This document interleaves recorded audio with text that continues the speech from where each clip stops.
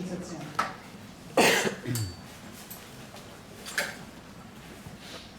Thank you. Good turnout today. That's great to see. As she said, my name is Alyssa Hanson. I'm with the city's planning division. I'm a principal planner and I manage the current planning section. So planning is broken up into long range. You may be familiar with Envision Eugene, some of the other projects, maybe south of Willamette. Those are kind of long range, looking ahead.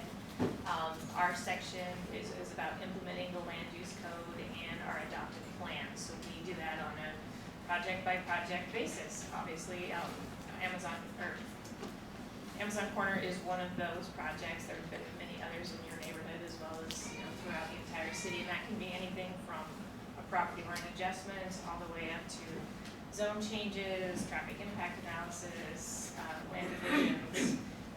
And really our charge is to see whether or not those developments are consistent with the land use code and the adopted plans.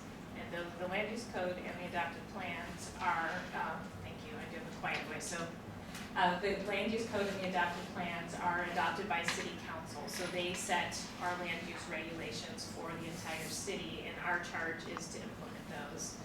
And really the codes are intended to embody the community's vision and the state's vision on housing and jobs and natural resources, transportation, quality of life, energy resiliency, try to balance those so that we can continue to be prudent about where our urban growth boundary is, not have to expand and meet, for unnecessarily, but also try to maintain the quality of life that we're all here for. I mean, I am a resident of Eugene. I've been here for over 25 years. Actually, all of the staff that I have in my section, we are all residents of Eugene, community members that have a really vested interest in our community. And so we are really cautious about what we do. One thing I want to say though is that we can't apply our own values to these projects. We have to apply the land use code as it's written. So I just wanted to point that out. And I think that's all I'll say for now. Let's see if this Oh, okay. is this working. This is, No, it doesn't work. One doesn't work. Oh, maybe you have to share. Does not work. No, Okay. we'll share. All right. I'm Evan Voter, and I've also been here 25 years. Been on East 32nd Street for almost all that time. I've been working on land use planning issues during most of that time as well. Got a couple graduate degrees at the University of Oregon. Was interested in sustainability, and that led to land use issue because land use is one of the most finite things we have around that we consume. So I've been a resident of this area. I was particularly interested in the Amazon Corners case, and so I've had a chance to look at it very carefully, look at the code that is involved, and comment extensively on it. So, I think certainly between the two of us, I think Alyssa can handle really most of these questions. I might provide some insights on the traffic issue because I feel that the city, not the planning department, but the traffic engineering department was not especially rigorous in their treatment of this. They were a little bit lax, in my opinion, in terms of their requirements and their expectations. So I can offer some comments on that. Also, I wondered if we had that easel here that had a map of the area. Is that possible to bring that up here so we could, it could be observed by people, or we could use it to comment?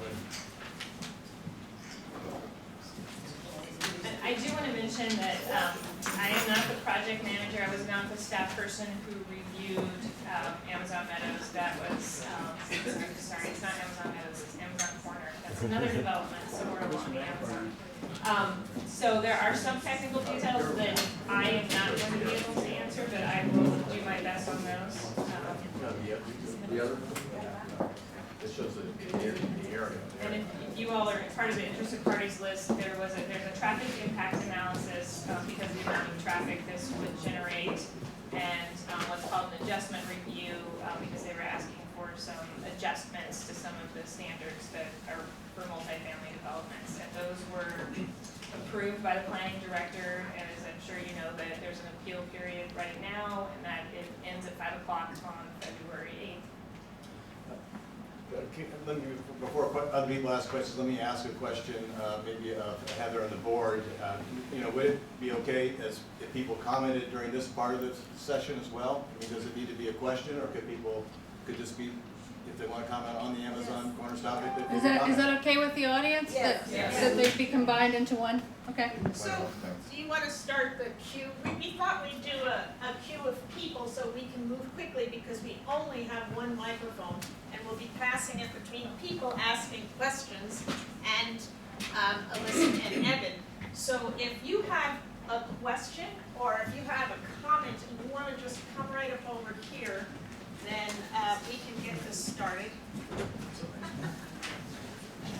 Can somebody provide just the basics for everybody here, so Well, we're does- all at the okay. same place to Good. start? Good That idea. would be Yeah. helpful for me. What do you mean, like, what's the zoning, what's? No. What is it? What it is. This Amazon Oh, okay, Corners. great, so this is a project, that was submitted by a private developer, and you know where it's located, I'm assuming? Yes. Okay, good. And so what they are proposing is, we call it a mixed-use building, there would be 108 apartments and then about 40,000 square feet of commercial, on the ground floor. And 5 feet high. Yeah, I'm I sorry, mean, it's 5 5 stories stories, high. about 62 feet tall. There's also over 100 parking spaces, I don't have the exact number in my head. I can look that up if you really About want. 160. How much money? 160. Yeah, How many parking spaces? about 160, Including residence spaces?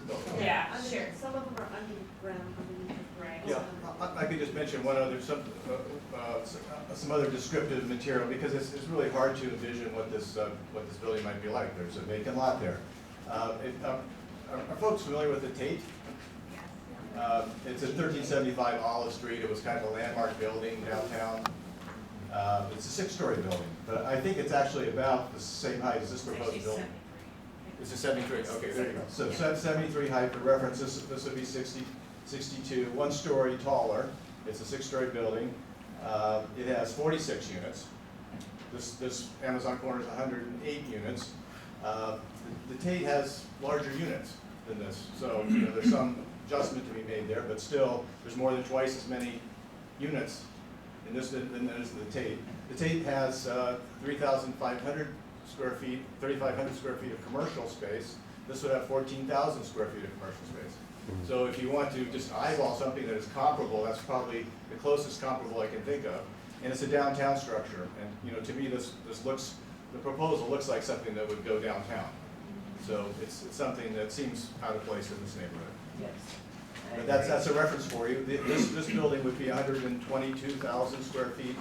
The Tate is 89,000 square feet, so it's about a little more than 30% larger just in terms of floor area.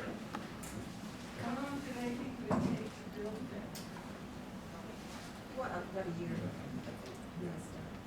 I don't have the answer to that. That's what the developers. Okay. Somebody just said maybe about a year. In what capacity Oh, why don't we, if you have, Well, I want to know these are what, basic questions. Okay, go ahead and what answer. capacity Evan is speaking in. Are you speaking as a city employee or as a neighbor? No. I'm speaking as a neighbor and a professional planner.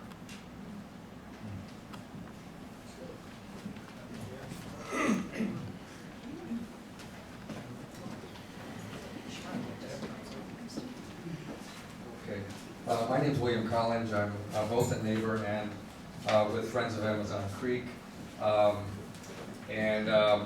just want to point out that the 108 new residences that are proposed at this corner is roughly the same number as the number of residences lining all of the Amazon Creek corridor from about 33rd, where both east and west Amazon begin, on both sides all the way down to Martin Street. So that's roughly the number of new households that we're talking about stacking up right here at this location.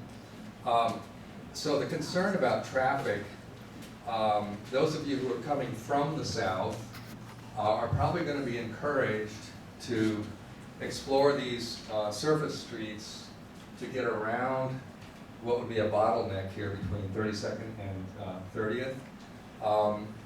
If I'm let's say I'm part of a three-person family. My spouse and I both work downtown, and let's say we have a teenage kid who's going to LCC. We may have 3 vehicles that are going to want to exit in the morning here during the rush period. And so our likely route is going to probably be to come out onto 32nd and then explore which of these side streets we could use to get onto 30th, maybe cross 30th or head out to LCC. Those of you coming from further south would probably want to turn off maybe on 37th and go over to Potter and up that way. There's also the more pertinent question I'm just going to take 30 seconds for it and then finish. Those, another alternative is to go over to Willamette Street, try to get through Willamette and 29. Okay, which could be an issue because of the new development at Rest Haven coming through that intersection. So these details are summarized on the back of the handout that you have with this map. Thank you. My name is Mark Cohen. I don't have a degree in engineering or traffic, but I live in the neighborhood and I come out this way every day. And my question is what are they proposing?